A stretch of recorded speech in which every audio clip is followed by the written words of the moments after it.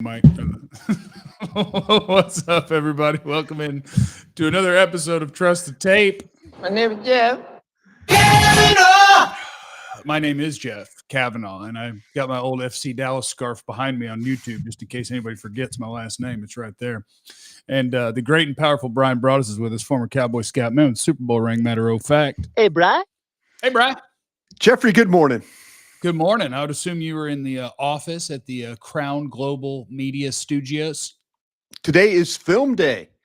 Film day. Me and Vach are going to be breaking down some whys and why nots from the game, just kind of a couple of things, and then we've also got some previews with the football giants. That's going to roll on. So if you're following along on Crown Global Media, we're going to have film days or Tuesdays and Thursdays, and then a show also on Thursday. So lot of breaking down stuff for a couple of days, kind of get you an idea of maybe some things we saw during the game we want to point out, and then some of the opponent stuff, like as Vach likes to say, who's the scrub you go after in this football game. Yeah. Find the scrub. Find the scrub. Boy, in this case, I'll be interested to hear who you say, because there's not a defensive back on that team that I think puts any fear into you whatsoever. But I do think there are 4 defensive linemen that you better behind. They might be doing the same show. John Smelk, my guy with the Giants, might be doing find the scrub. Well, and in their case, it's going to be, guys, I think we can block them for a really long time. So how many 7 different moves can we get Neighbors and Wan'Dale Robinson on to see if we can figure this thing out? For sure. So make sure you're following Crown Global Media on YouTube. Thank you. It'll get you to Thank you, Bryan Jeffrey. and watch, and you'll get to see all these tape things. It's important that you get that stuff followed. And the studio, the studio looks so good, Bryan. It looks thank so you. good. Like he's in the office right now. If you haven't seen a Crown, you can actually, don't draw attention to it, Bryan, but over his left shoulder, you can see a Broaddus and Vach video playing from inside their studio. So it's such a good look and such good content. So thank you. I appreciate that. Look forward to having you over. Really do. Look forward. I'm gonna get up in there. We're gonna have a lot of fun. I know during the season, but also draft season. I can't wait. I know that now that Hellman's kind of a free agent, we're gonna have some fun doing some stuff. You know, I'm not saying he's a free agent. He works for the Athletic, but there's a lot less restrictions on him, and we get Dane involved, you involved, KT involved. We're gonna have a lot of fun. The only guy who's been banned from doing stuff with us that I'm aware of is the guy that used to work with us, and I know it's not up to him. He would love to jump on. Our poor buddy Joe, he would love to jump on, but I don't think that he's allowed to. And so I just call him the enemy and a traitor all the time. All the time. Yeah, like, there you go. I would love to. Yeah. So let's see. Cowboys lose to the Eagles. Yeah. I have 1, 2, 3, 4, 5, at least 5 things that I think are worth a mention or a conversation. And I want to start with, because I preach this and I know you preach this as well, what we're not allowed to do in the world of 2025 NFL, not allowed to do is, at least you and I aren't allowed to do, I won't allow myself to do it, is to go look up a number grade on a player and say that that's how he played football. We don't do that. We go watch the football players. I tried to. So after watching that game, the first guy I want to talk about is Tyler Guyton. Okay. Because I do know a lot of people are just going to say, hey, here's the Pro Football Focus grade. And the Pro Football Focus grade would tell you that Tyler Guyton was worse in that game even than he was last year, that he was absolutely atrocious. And I watched him, and I will tell you, disagree. Tyler Guyton did allow pressures, and some of them were quick pressures. Sure. But I'll let you talk about what you saw from Tyler Guyton, but I will tell you the biggest thing that I saw, I do think that he played better, but I think a big part of it, the body language and the confidence that he played with for a guy that didn't have any camp after the year he had last year, I thought was impressive. Like, he was not shying away from bringing the contact, from attacking some of his pass protection blocks. And the idea that he totally sucked, I just disagree with. I thought that he played okay, and that he played okay, and the way that he did it gives me hope that he's absolutely on the right track. Yeah, I think, Jeff, everything that you walked our listeners through is absolutely correct. I've had my moments with Pro Football Focus. And I do pay them because I like the stats and the alignment stuff. I It's a do lot of stuff they too. have that I I do want. too. I do too. Their lists are really good around draft time and stuff like that. And but I will say this though, for somebody, and you mentioned this, for somebody that didn't practice a whole lot in training camp, it was a pretty decent day for a man. You know what I'm saying? And the Eagles are kind of known for their front four. They want to bring pressure, and it was one of those times where you were kind of a little bit nervous. I was to the point, Jeff. I know you and I have even talked about it pre-game. I thought about, hey, maybe you should put Nate Thomas out there. That's the question that we were all asking ourselves: did Guyton show you enough in the limited practice reps he took in training camp to make you feel good enough about starting him against the Eagles? And you know what? For first time out of the blocks that way, where there's some survival mode, trying techniques, sure. But overall, no. Overall, better hand placement, better power, better body positioning, better footwork. There were times where he had to handle his guy, and he was able to do that. And you're right, there were some pressures, but man, there's going to be some pressures in the National Football League. I watched Micah Parsons on film yesterday against Penei Sewell. Penei Sewell is one of the best tackles in football. Well, he gave him the business a few times.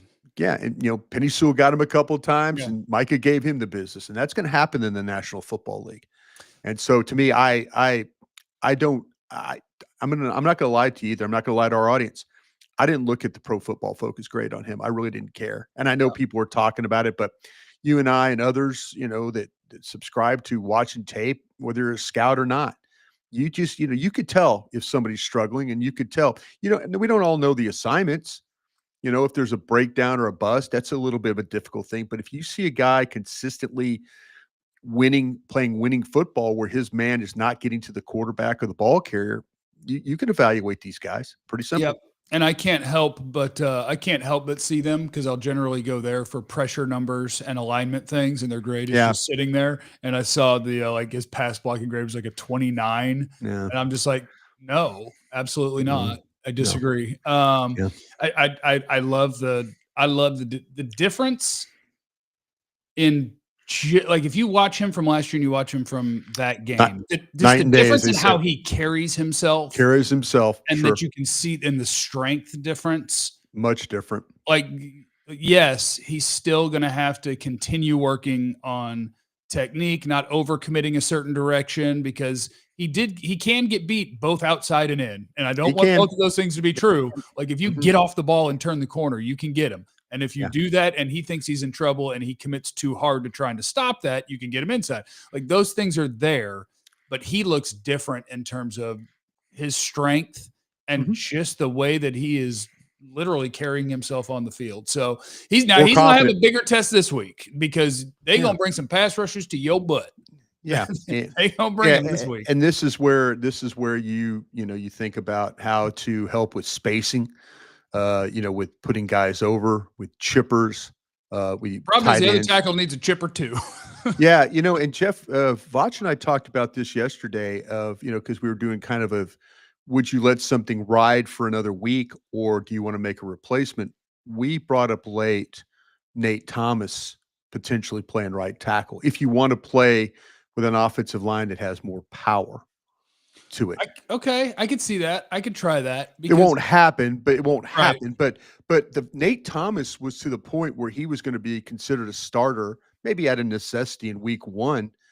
But man, he was, if you like a guy, if you put him and Booker on the same side, you got a powerful right side over there. I might be interested in that. And you're right. It's probably I do think that conversations, even though the team will never do it, is still fun. Yeah. Like the idea. Oh, that's our job. That's our job. Yeah, your job. Would you consider? Because you have confidence. You have confidence in what Guyton did. You have absolute confidence in Guyton, and so good for that. But how much confidence do you have in Steele? That's the next question you have to ask yourself. Now, we do need to know, Brian, from DC4L Ken, what will the Cowboys have to do to give Brian rage again? That was an iconic moment in Trust the Tape. I still subscribe to the theory that day Brian knew that Micah Parsons was being traded and he was pissed about it. I did. I love that. I'm sorry, I just couldn't say it. I just couldn't say it. I knew that you knew. Next thing to talk about. Zach Bond, I had to go look it up, runs a 4.65 40. Plays a lot faster than that. Which means that Miles Sanders runs a 5.1 40. If Javonte Williams That's surprising. If Javonte Williams is actually the faster back. Oh, wow. I listened to Shotty yesterday. Yeah. And this is just one of those things where I am not in the building, and so I can say all I want. Get the fast guy out there. Yeah. But I listened to the way they talked about Jaden Blue, and it certainly sounds like a guy that until he shows them either the consistency, the professionalism, the whatever, that it may not be this week either. Shot even said, will it be this week? I don't know. Yeah. But it sounds like when Jaden Blue plays is up to Jaden Blue. And how do you approach Monday through Friday? And there's he's clearly not consistently doing the things day in and day out that he needs to do to earn a jersey. Yeah. I kind of felt like that when we got the word that he was going to be inactive, I text Christy Scales immediately and I said, you're down by those coaches. And she went down there and asked, and they said, well, a lot of it had to do with Flournoy and special teams and all that. And I kind of relayed that to our listening audience there in the pregame show. Yeah, Miles Sanders is doing a bunch of special teams, huh? Yeah. Well, no, it was really about Flournoy is what they said. Right. But I was thinking there's more to this. There's more to this. And I took the approach, and shame on me for doing this, I took the approach of maybe things aren't going from the classroom to the field. And they didn't want to play him with the possibility of him not picking everything up. Not saying he's a dumb guy, not saying, all this. But you got to remember this guy got hurt during training camp, and then he got hurt the final game. How much practice time did he really have? And so that was my worry, that everything wasn't kind of getting to him, and he was having to, he's having to struggle with that and then struggling on the field a little bit. So that kind of tells you, what Shotty said. I think it maybe doesn't completely say what I think was happening, but he has to practice better. And whether that's learning everything or just practicing better, he's got to kind of figure that out. Fernando is in the super chat, which we always appreciate. We sure do. Do you think out of all the new coaches, Shotty's was the most impressive? If you're talking Cowboys coaches, I will say I was encouraged by the Cowboys offense. I think that number one, you got the movement that you want pre-snap, which to me is a prerequisite in 2025 in the NFL. Like it's just something that you have to do. And how often they had a guy on the move at the snap would have been top 5 in the NFL last year. Even though last year they were actually 29th or 31st, I forget. I think they've got guys moving pre-snap. It looks like they've got a plan for how they want to use certain people. I think that the usage of Turpin early was encouraging and how they did that. I will tell you, I used it as one of my 5 favorite moments of the game, Brian, because my 5 favorite moments of the game, I always base it off things that make me laugh. And so as we're watching, it's me, Jesse Holly, Vach, and our buddy Ali. And as they break the huddle and Turpin goes out to the left and CD starts going to the left and Turpin grabs him and goes, hey, you're over there. You're lining up wrong. You're lining up wrong. I turned to everybody and I said, Turpin's getting the ball. This is a Turpin play. How often do you think Cavante Turpin has told CD Lamb how to line up? So I was like, this is a Terp play. And he's like, bro, what are you doing? You're over there. I'm over here by myself. This is a me play. CD was getting ready to be the guy that goes in motion out and then runs that stop route because he wanted the ball. And Terp was like, no, this play is for me. Get your butt over there. And so I do think Shotty's got a good handle through one game on what he's doing out there as a play caller. I think the fact that CD had the opportunity to go for over 200 yards easily against a defense that was gearing up to stop the pass and to play too deep and to try to limit big plays. I like Shotty so far. I like him as a play caller. I wish they would have used Lamb and Pickens more as motion men. Okay. There's my criticism. I feel like after the weather delay, they lost a little of that magic. Boy, They, both offenses, not a single point scored after the delay by either team. I think Dallas took the hour to be able to talk to their defense. I think that the coaches got together and said, listen, if we don't play gap, sound, integrity on the edges, we're going to lose this football game. And I think the message came across. What I was, as much as I loved seeing Turpin and stuff in motion, I thought his first half offense was really, really good. I liked the double motions. I liked, the putting guys in the backfield. I love all that stuff. I think he lost a little of that after the weather delay. I would have loved, we obviously knew in that game that they were going to have some problems. They were having problems at corner. They were having some problems there. And this, Adoree Jackson was just not good enough. He just wasn't good enough. And And scrub. to me, I kind of felt like that they could have done more, and they could have moved. They could have hammered them with Pickens. They could have hammered them with Lamb on that, and they didn't. There were balls thrown the direction of Lamb and Mitchell. Almost an interception thrown in the direction of Mitchell. Terrence Steele. That's what I'm saying though. To me, I just don't. I loved the first half of football. I didn't love the second half of football because I felt like he lost his on that big menu of a play sheet he has. I feel like he lost his way a little bit. And he could have, to me, it comes down to finding ways to attack their bad players. Yeah. And I don't think they did that enough. I think they win that football game. And we could talk about the Lamb drops and, Tyler Smith missed a block on the fumble. I mean, his guy caused the fumble. Your best players were not getting it done. And then, if you look at what Babel Offenberg did, talking about Lamb, he broke down the play that was the deep ball that I think Dak was throwing that one to Tolbert. I thought all along he was throwing to Tolbert. And, if you look at the route, it's 4 verticals, and what's Lamb doing that far inside? Yeah. And I mean, he's trying to go make a play. I get it.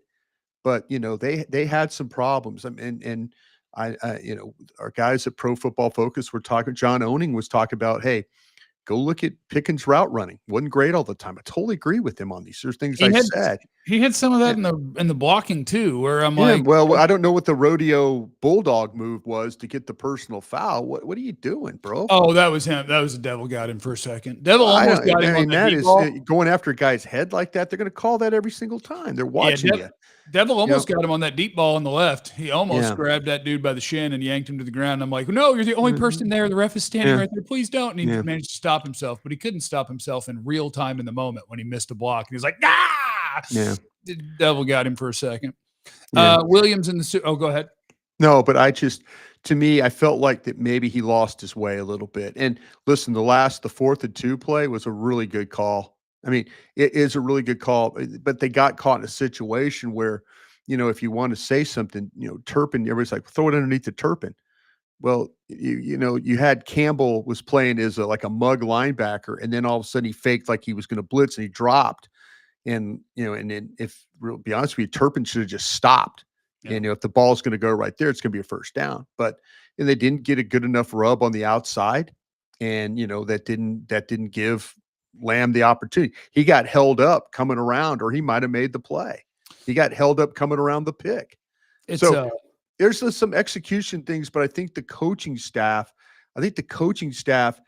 lost their way. Eberflus, they got things corrected. Schotty, I think, lost his way a little bit. I think, and nobody cares because this isn't an Eagles podcast. I think the same thing happened to Philadelphia because what I did was once a week on our show on DLS, watch DLS Cowboys podcast 11 a.m. today. And we'll listen to Bryan on 105.3 The Fan later on today at 2 o'clock as well. I asked for a segment called "What Does the Tape Say?" because then you can do "What Does the Fox?" and instead of Fox, I say tape. And I asked what position group people would want to hear about, and people voted linebacker, which was interesting, and so I did it. Weren't great there. No, at all. And I think that the Eagles in the first pre-weather delay, any sort of polar, any misdirection, Yeah. Kenneth Murray's out of that play. Like he out of Yeah. it. He's gonna do the wrong stuff. Post weather delay, he played better and the linebackers played better because I feel like the Eagles stripped it down. There was no misdirection. There was no eye candy to take. And so it was the 24th run play of the game was the first one that I thought Kenneth Murray did a good job. And it's because there was nothing to fool him. The running back was coming straight ahead. Everybody was coming straight ahead, and there wasn't anything to actually think about. Oh, he was awful. He was awful on Saquon Barkley's touchdown run. He was awful. Oh, I thought that he was pretty awful every snap. And if you want to see some Maris Leofau, I think that the candidate for him to play 4 is Kenneth Murray. But that's just Recky Specky by me. Williams in the super chat. I wonder if this is another could have, should have team close to making big plays, but coming up short. I want this team to be the team that makes the big plays. And I think that they will make big plays. Look, CeeDee Lamb ain't going to lose you another game. I'll be stunned if CeeDee Lamb is the reason that you lose another football game. He's too good. And that sucks. It sucks to play the Super Bowl champions, and if your best player has just done what he does, you beat him. Yeah, and your other most consistent pass catcher, Ferguson. That was dropping wide open touchdowns is not good. Not good. No, I'll tell you this though as well, but you got to get Pickens more involved. You really do. Probably would make him a better blocker and a better route runner too. I think you probably got to des him up a little bit and just make look, if he hadn't had the ball in a drive and a half, throw him a smoke screen. Like just make sure he stays in it. But you could have put him, Shotty comes out and says, oh, they're playing cloud coverage on him and it's the too deep stuff and da. What's your responsibility? If you see them playing cloud, you can move him. You could find ways to kind of move him around and move him onto people. And you can even move Lamb, and I'm not slot with him running straight. I'm not buying. I mean, bunch formation. They even throwing the ball to Pickens down the field was getting interference calls. It's just so the Reggie Atatula all PI offense, baby. You need to run that sometimes. Just underthrow a deep ball, get you some yards. It's free. The Lunatic, what are you hearing? Is Jaden Blue inconsistent? Is in the super chat. And I think that's right? Part of it. I mean, whether it's preparation, it's practice, it's maturity, it's being where you need to be, being on time, all these things. This guy runs a pretty tight ship over there. Don't let the music on the field and all that stuff fool you. This guy's got some. I applaud him for standing up and saying, "Listen, you got to practice better. If you want to play, you got to do things the right way." I applaud him with that. Somebody wants us to fight in the chat. Glenn said Jeff asked Bryan about Damone Clark, and Rich said Jeff loves Clark. I know Bryan's very critical of him. I thought Clark practiced very well in training camp. I thought he was your best linebacker in that game, and I don't think that he was great. I just think that he kind of did his job, which was better than any other linebacker in that game. Yeah, unfortunately, that's if you had to go position by position. I think the defensive line, especially the defensive tackles, which we kind of felt like maybe were going to be a liability. I see no reason to even get Mozzie Smith back in there, to be honest with you. And it's unfortunate what's happened to Winfrey with the back. He's going to miss the 4 games now, so you won't see him possibly till week 6. I wouldn't touch any changes on defensive tackle room. I wouldn't either, unless you're willing to be. I would consider moving. I would consider starting Marshawn Nealon at end instead of Fowler and bringing Fowler off the bench. I would consider that. I thought Nealon was one of their best run players. I do think it's night and day when you take the top 2 defensive tackles. I thought Kenny Clark was really good, and I thought Osa was good. I think all the when the guys, like I said, I was hopeful that it was going to be Winfrey, Clark, and then Osa and Thomas. Because they were playing when this defense is good, the way we're doing the Eagles, they were disruptive. They were playing on the Eagles side of the line of scrimmage. They weren't getting pushed around up there. And so I don't do anything now. Linebackers, edges, I would consider making some changes, and I would go ahead and start Diggs and let Elam come off the bench. Is what I would do when they play nickel. When they play base, right? Well, base is Diggs and Bland and go to battle. And then when they play dime, nickel, whatever, then Then that's when you Bland bring moves. in. Yeah. Yeah, that's when I you bring agree. I Elam in. agree with that. I do think Yep. the other defensive tackles, like if you're the Cowboys front office and you're sitting around and you're going, guys, we're going to try to win the Super Bowl this year. What do you think we could do? I do think if you could add another D tackle, that would be nice, because I do think when Toya and Solomon Thomas are on the field, Solomon Thomas is a weird one because he's so light for defensive tackle. And on some plays, you go, God, he's just too small. And then on some plays, because he plays like a psycho in terms of his effort, he finds his way into a play. And so it's kind of, Yeah. And then Toya, I felt like it hurts him when they start working their way outside, because he just can't move. And then your linebacker's trying to fit or trying to work around the guy who can't really get out there. And that's so if you wanted to go win the Super Bowl and you wanted to add another defensive tackle, I think your top two are really good and your next two are kind of surviving. But that's just the way it is. You don't get to have a perfect roster, and that's unfortunate. Yeah. Let's see. Shoddy and Dak offense done. Guyton done. Blue done. Clark done. Pickens done. Those are the 5 things that I had for today. Brian, you have anything else you want to knock out? I think you knocked them all out, Jeffrey. I think Get ready for the Giants now, huh? Let's get ready for the Giants. I do hope that it sounds like they are going to let Russ start again, which I don't. Yeah, I was surprised. I think for a head coach who wouldn't commit to that right after the game, my gut is that it's usually tempting for him to start his rookie and go. That's why I thought he was going to do it. I think he and I think him and the general manager can't afford losses. They just can't. Ownership's already breathing down their neck. So to me, that I'm surprised that they haven't already gone. Maybe they're waiting for Andrew Thomas to come back. I know Jane Slater talked about that maybe short kill the rookie.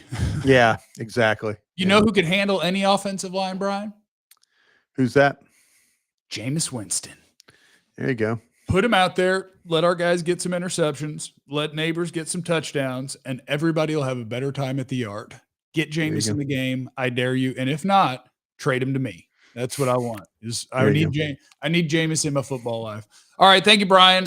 Make sure you're following Crown Global Media. That's where you can find Brian on YouTube. Make sure you're listening to him on The Fan.